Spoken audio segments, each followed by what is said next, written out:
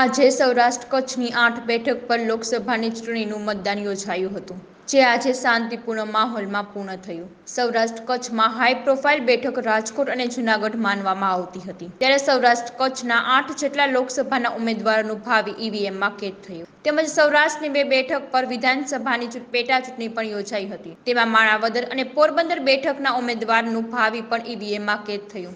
કેન્દ્રીય મંત્રી મનસુખ માંડવિયા, પરસોત્તમ રૂપાલા સહિતના દિગ્ગજ નેતાઓનું ભાવિ હાલ તો ઈવીએમમાં કેદ થયું.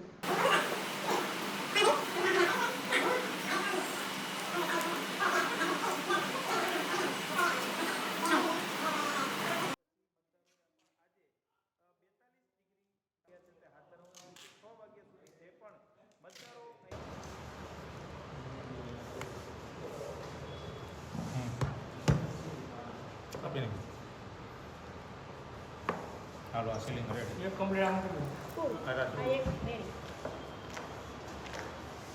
એક તો આંકડાનો પહેલા આપી દીધો સાહેબ અને ઉપર